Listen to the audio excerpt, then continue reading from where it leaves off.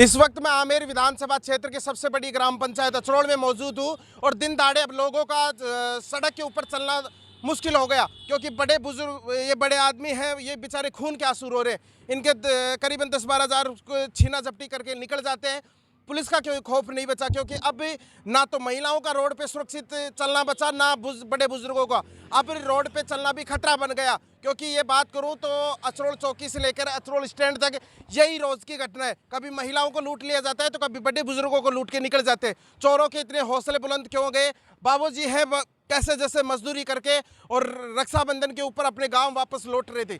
जब मेहनत मजदूरी का पैसा कमा कर जब घर परिवार में जाते हैं और बीच में उनसे लूट लिया जाता है, उनसे ठग लिया जाता है, तो ये किसके ऊपर विश्वास करेंगे? ये बड़ा चिंताजनक है कि अब ये बुजुर्ग है बेचारे, ये खून के आंसू रो रहे हैं। इनकी सहारा कौन बनेगा?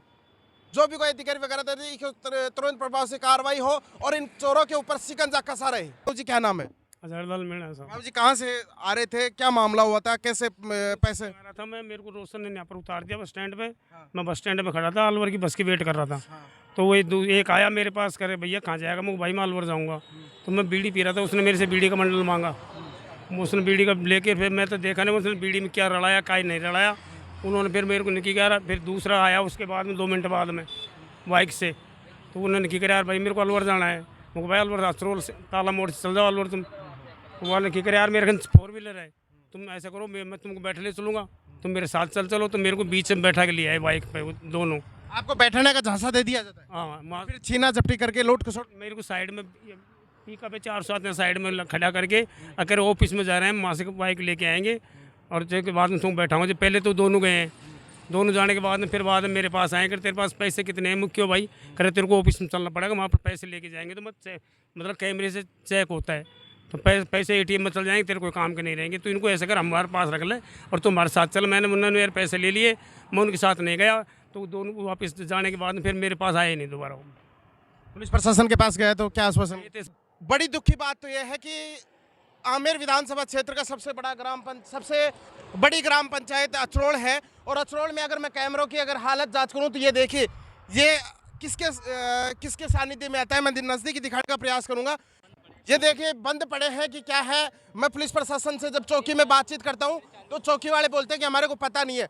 आखिरकार पता किसको है? क्योंकि ये बड़ा, अगर ये कल ना यहाँ जो स्टूडेंट है यहाँ ही आती है, अगर कल नहीं कोई बड़ी घटना हो गई तो उसका जिम्मेदार कौन बनेगा? और अगर कैमरा खंगालेंगे तो वो कहाँ से खंगालेंगे? क्योंकि कैमरों की ये तो हालत है।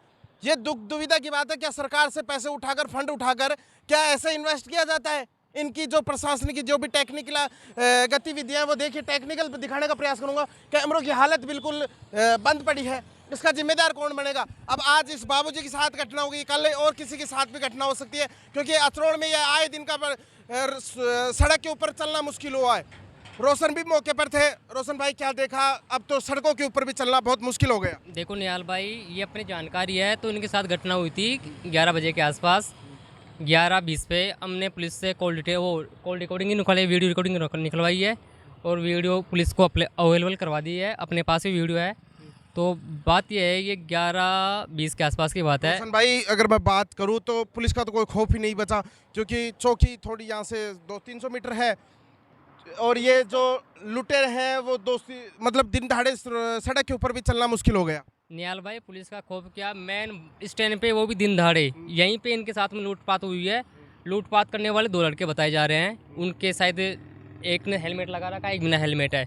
सबसे बड़ी बात तो आपको स्क्रीन पे भी दिखाई दे रहा होगा, क्योंकि सीसीटीवी खंगाले। अब मैं आपको कैमरों की बात करता हूँ। अगर ये कैमरे अगर चालू होते ना तो उनकी पूरी आ जाती है अभी तक, पर फिर भी हम यादव टेंट हाउस से लिए है रिकॉर्डिंग, उनमें भी थोड़ा वो दिख रहा है। तो अब पुलिस का इसमें क्या सहयोग रहेगा वो देखने की बात है सर।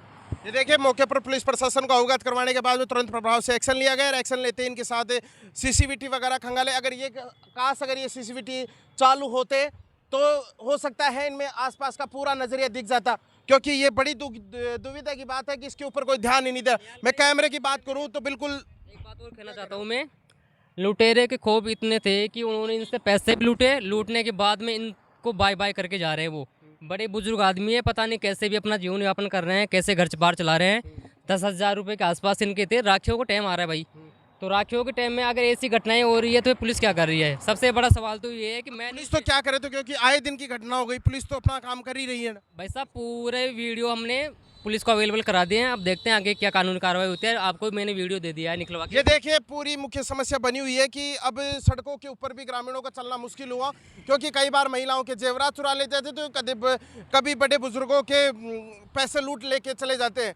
अब क्या, क्योंकि सीसीटीवी बड़े या दुख की बात है कि यहाँ ना तो कोई सीसीटीवी है ना कोई, या आसपास की दुकानों से पुलिस प्रशासन खंगाला है, सीसीटीवी निकल रहा है, क्योंकि चोरों के इतने हौसले बुलंद कहाँ से हो गए, क्यों खौफ नहीं बचा। इस खबर को लेकर आपको क्या कुछ कहना है? आप मेरे साथ देख रहे हो A to Z news media, मैं उनियाल सिंह। जय हिंद, जय भारत।